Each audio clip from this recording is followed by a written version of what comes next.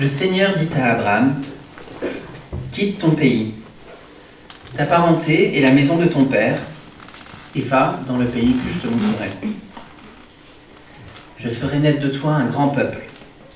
Je te bénirai et je rendrai ton nom célèbre. Tu seras une bénédiction pour les autres, pour toutes les nations. Je bénirai ceux qui te béniront, et je maudirai ceux qui te maudiront. À travers toi, toutes les familles de la terre seront bénies. Abraham, qui était âgé de 75 ans, sortit de Charan, comme le lui avait dit le Seigneur, et Lot partit avec lui. Abraham prit donc avec lui sa femme Sarai et son neveu Lot. Ils emportaient toute leur richesse, et ceux qui travaillaient avec lui à Charan, ils se dirigèrent vers le pays de Canaan.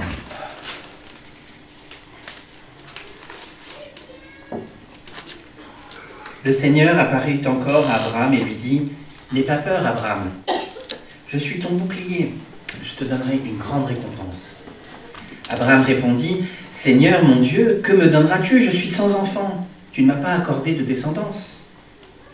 Mon héritier, celui qui recevra mes biens, c'est Eliezer de Damas, un membre de ma maisonnée. » Non, dit le Seigneur, ce n'est pas lui qui sera ton héritier, mais un fils qui sera né de toi. Puis il fit sortir Abraham de sa tente et lui dit, « Observe les cieux et compte les étoiles si tu y arrives. » Et il ajouta, « Comme elles, tes descendants seront innombrables. » Abraham eut confiance dans le Seigneur. C'est pour ça que le Seigneur le considéra comme juste. Il lui dit, « Je suis le Seigneur qui t'a fait sortir d'Our en Chaldée pour te donner en héritage ce pays où tu es. » Amen. Vous n'aurez pas de difficulté à retrouver les références de ces deux textes que vous connaissez. Si j'avais voulu être complet, il aurait fallu que je lise encore un peu plus loin. Il y a 3 fois où Dieu fait son alliance avec Abraham, dans Genèse 12, les premiers versets, dans Genèse 15, les premiers versets, et encore dans Genèse 17. Pour nous, comme pour Abraham, il y a un moment dans notre vie où il y a un appel à suivre Dieu. L'appel de tout quitter. Pour Abraham, c'était un appel concret à tout quitter, puisque effectivement, il a laissé derrière lui son pays.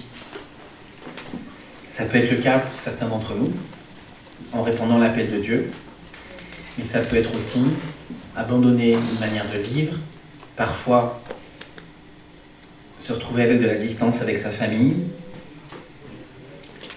parfois une manière de penser. Mais il y a quelque chose dans l'appel de Dieu qui brûle, quelque chose qui nous attire et qui fait que tout ce qu'on laisse derrière n'a pas autant de valeur que ce vers quoi on va. Tout quitter et espérer. Espérer quelque chose qui n'est pas encore palpable. Dieu dit à Abraham, qui est déjà vieux, « Oui, tu auras une descendance, elle sera nombreuse. » Et Abraham, il doute. Alors il a confiance en Dieu, c'est vrai. Il a cru en Dieu et Dieu lui compte comme justice. Mais sa confiance, elle n'est pas parfaite, sa foi n'est pas parfaite. Dieu lui dit, tu auras une descendance, et Abraham il dit, mais ça sera Eliezer qui va hériter. Abraham imagine que la promesse de Dieu se fera à travers son serviteur. Alors Dieu reconfirme sa promesse. Et plus tard, Abraham va penser que la promesse, elle est pour Ismaël. Celui qui ne sera pas le fils de sa femme, mais c'est le fils d'Abraham par la servante. Et Abraham se dit, Dieu va répondre, mais à travers Ismaël. Et Dieu dit, non, c'est ta femme qui va être enceinte, et c'est elle qui te donnera une descendance. Et à travers toutes ces années, ces décennies, Abraham garde la foi, même si cette foi n'est pas parfaite. Il a une espérance qui n'est pas palpable pour lui. Pour lui, c'est vraiment très loin. C'est vraiment très loin de lui, mais il y croit, il pense, il sent, il ressent à l'intérieur de lui qu'il y a là quelque chose pour lui qui va venir. Tout comme nous, quand nous répondons à l'appel de Dieu. Et cet appel pour Abraham, il est pour lui, parce qu'Abraham espère qu'il va avoir une descendance, il espère qu'il va avoir une terre.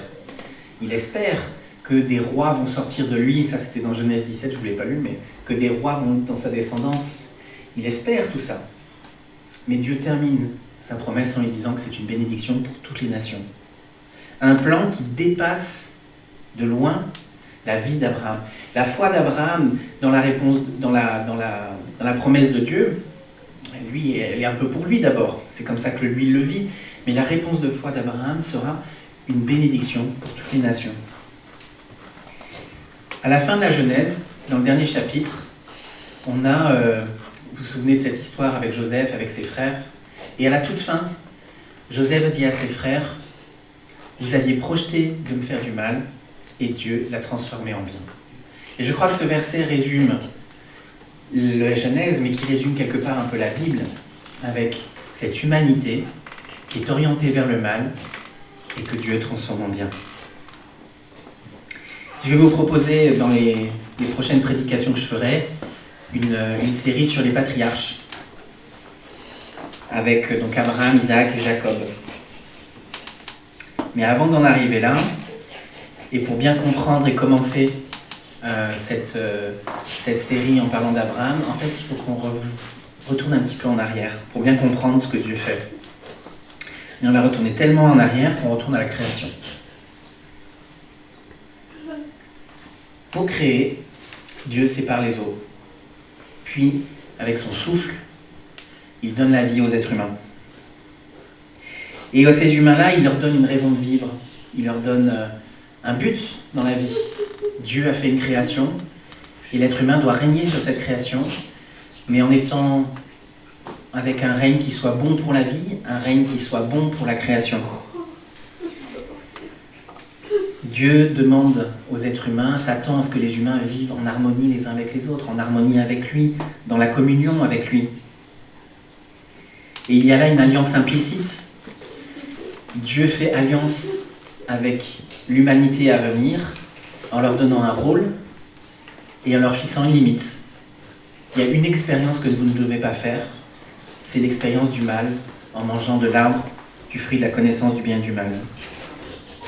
Et il leur donne un mandat, une manière dont tout ça va se passer. Il leur dit, mais vous allez être féconds et vous allez croître. Et cette terre que j'ai créée pour vous, vous allez la remplir.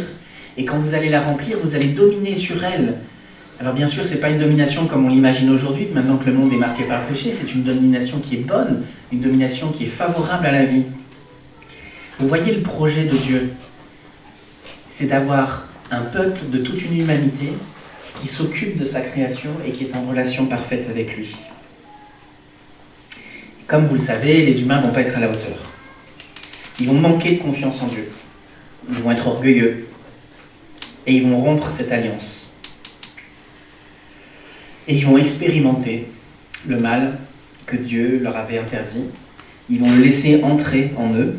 Et immédiatement, à la seconde où ils vont expérimenter le mal, à la seconde où ils auront franchi cette limite, eh bien, ils vont perdre la communion avec Dieu et avec son amour. Ils ne seront plus sûrs de l'amour de Dieu. Ils ne seront plus sûrs de cette communion. En fait, à ce moment-là, les êtres humains devraient perdre la vie. Parce que Dieu est la source de la vie. Et si je suis coupé de la source de la vie, il n'y a plus de vie. C'est ça qui devrait arriver. C'est ça la conséquence du mal. C'est que ça nous sépare de Dieu et que ça nous sépare donc de la vie. Mais Dieu, dans son amour pour sa création, pour sa créature, il suspend cette mort parce qu'il vient chercher l'homme. Il vient chercher l'homme et la femme qui sont terrés au creux de leur buisson, dans leurs ténèbres. Donc Dieu va chercher l'être humain. Il suspend. Il suspend la conséquence logique qui aurait dû être la mort physique, la mort spirituelle.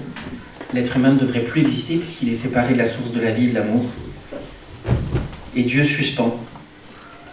En fait, même Dieu va créer une séparation qui n'aurait pas dû exister. Une séparation entre le moment de la mort spirituelle et le moment de la mort physique. Cette séparation-là, elle n'aurait jamais dû exister, puisque en étant dans la présence de Dieu, on aurait dû ne jamais mourir. Alors Dieu crée cette distance entre le moment où l'être humain perd la vie spirituelle en n'étant plus en connexion avec Dieu, et le moment où il va mourir physiquement, pour permettre un temps dans la vie des êtres humains où on a l'occasion de pouvoir se retourner vers Dieu. Est-ce que vous imaginez la quantité d'amour qu'il faut pour Dieu pour que les êtres humains qu'il avait placés dans sa création parfaite pour ces êtres humains, que Dieu voulait être en relation avec lui. Dieu nous avait tout donné, tout. La création était le fruit de son amour, de l'amour au sein de la Trinité, qui déborde et qui devient la création, qui devient des êtres humains. Dieu avait tout mis là-dedans, tout donné, tout parfait. Et nous, on s'est détournés. Et si nous avions été à la place d'Adam et Ève, on aurait fait exactement pareil. On peut pas les critiquer, les montrer du doigt. On aurait fait exactement pareil, on le sait bien et on le prouve tous les jours. Quelle quantité d'amour il faut à Dieu pour supporter le mal, pour créer cette distance entre le moment où l'être humain se sépare de lui et le moment où peut-être il pourrait être sauvé. Dieu, on appelle ça dans le Nouveau Testament le temps de la patience de Dieu. Dieu accepte, il tolère qu'on se fasse du mal les uns aux autres. Bien sûr que ça lui fend le cœur, bien sûr que c'était pas ça qu'il avait prévu. Non pas qu'il soit surpris, mais il ne nous a pas créés pour ça. Et Dieu suspend ce truc-là, il supporte le mal, au point de même, un jour il va venir plus tard, on y viendra à la fin de l'histoire, un jour il va venir pour prendre le mal sur lui complètement. Imaginez cet acte d'amour du Dieu créateur qui va limiter les conséquences du mal. Bien sûr, il y aura la souffrance qui monterait dans le monde, il y aura la fatigue, il y aura des relations biaisées entre les hommes et les femmes, et puis la perte de la relation intime avec Dieu. Mais Dieu va supporter tout ça par amour pour que l'humanité puisse revenir vers lui. Et une fois que c'est arrivé, vous connaissez la suite de l'histoire. Il va y avoir ce problème entre Caïn et Abel, le premier meurtre, pour autant qu'on sache, une séparation entre eux, une malédiction de Caïn, et puis l'humanité va grandir, l'humanité va se développer sur la terre, et au bout d'un moment, avec le développement de l'humanité, Dieu va réaliser une chose qu'il savait déjà, c'est que maintenant que le mal est entré dans l'homme, en fait l'homme ne court que vers le mal. Et petit à petit, si Dieu laisse l'humanité se débrouiller toute seule, eh bien tout ce que Dieu leur a demandé de faire, ils n'arrivent pas à le faire. Le mandat créationnel, le mandat de prendre soin de la création, ils ne le font pas, au contraire, ils se tournent vers le mal. Alors Dieu juge, Dieu évalue, et qu'est-ce qui se passe? C'est que l'humanité est allée tellement loin dans le mal qu'elle attire sur elle la condamnation. On le voit d'une manière moindre aujourd'hui, puisque nous détruisons le monde dans lequel nous vivons, nous en payons les conséquences. À petite échelle, et pour nous qui vivons en France, on est plutôt tranquille. Mais il y a d'autres pays où c'est plus compliqué.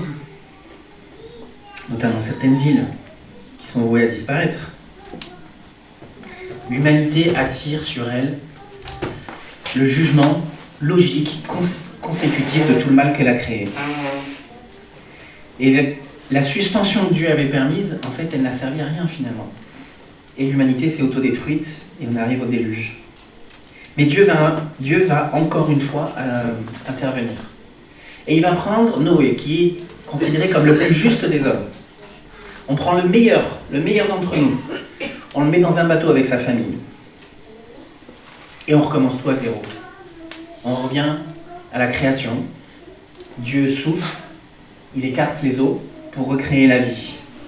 Mais à peine descendu du bateau, que voilà que le mal était monté dans le bateau avec eux, et que Noé a péché, et que ses enfants ont péché. Ils se sont de nouveau retournés vers le mal. Dieu donne de nouveau un mandat à l'humanité, exactement le même qu'Adam et Ève.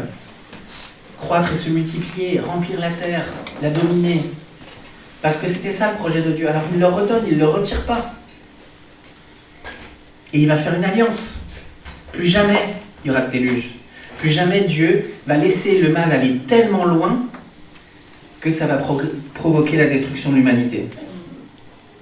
Un mandat, une alliance, et de nouveau la chute. Et de nouveau un problème avec des frères, de nouveau une séparation, de nouveau une malédiction, cette fois celle de Canaan. Et l'humanité va de nouveau se développer. Et elle va de nouveau se développer vers le mal. L'histoire se répète, les 11 premiers chapitres de la Genèse sont écrits en parallèle, comme ça, avec cette histoire qui se répète, d'Adam jusqu'au déluge, puis de Noé jusqu'à Babel. Dieu regarde, Dieu voit que l'humanité s'est encore entendue vers le mal. Et parce que Dieu a dit qu'il n'allait plus détruire, il faut qu'il trouve une solution, et il empêche les hommes d'aller aussi loin dans le mal qu'il ne pourrait y avoir qu'une destruction. Et pour ça, il sème le trouble.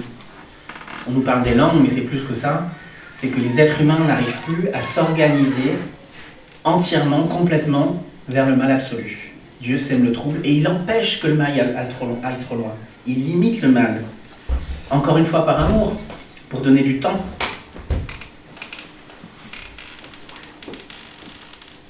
Et là, on a tout ce parallélisme avec la création, avec le souffle de Dieu, avec les eaux qui sont séparées, avec le problème entre frères, avec l'humanité qui se développe, qui va vers le mal, avec le jugement de Dieu, qui dit mais votre cœur est vraiment tourné vers le mal, même quand on a pris le meilleur des hommes, en fait, le problème est toujours là. Et donc, si le parallélisme était entier, après, on devrait avoir quoi? La sanction. Et la sanction, elle n'a pas lieu. Qu'est-ce qu'on a à la place? On a l'appel d'Abraham. À la place de la sanction, elle n'est pas retirée complètement, elle va venir, elle va tomber un jour, et elle tombera sur Jésus. La sanction est levée pour un temps, et qu'est-ce qu'on a? On a Abraham. L'appel d'Abraham. Et cette fois, le mandat créationnel, croissez, multipliez-vous, remplissez la terre, dominez-la, ce n'est plus quelque chose que Dieu donne à l'homme de faire, c'est quelque chose que Dieu va faire pour l'homme. Et il dit à Abraham, il y aura un peuple nombreux, il y aura une terre, il y aura des rois. Et ça, c'est pour toutes les nations de la terre. Pendant ce temps-là, on fait un focus, à partir d'Abraham, on fait un focus sur une toute petite partie de l'humanité, que vont être les descendants d'Abraham. Mais cette bénédiction-là, la bénédiction d'Abraham, elle ne sera accomplie que quand la bénédiction sera pour toutes les nations de la terre. Quand Dieu appelle Abraham, par la force du vide, de l'absence de la sanction, quand ce texte arrive, on sait que Dieu est en train de faire quelque chose d'incroyable. Il est en train de faire quelque chose qui va prendre des centaines et des centaines d'années à se développer.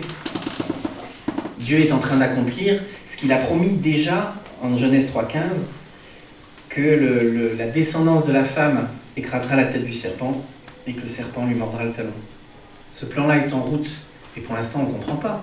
Et Abraham, il ne comprend rien. Abraham, juste, il entend la parole de Dieu pour lui.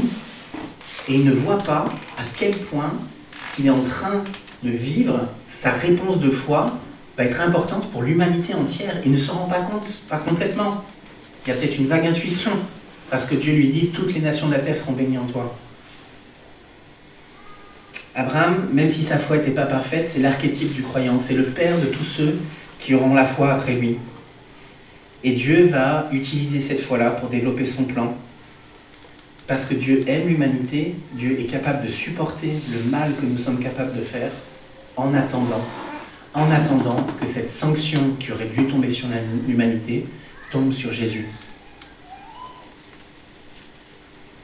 Et c'est notre espérance qu'un jour nous serons un peuple fidèle à Dieu, unis entre nous et unis avec lui, sur une terre que nous dominerons d'une manière bonne et dans l'harmonie.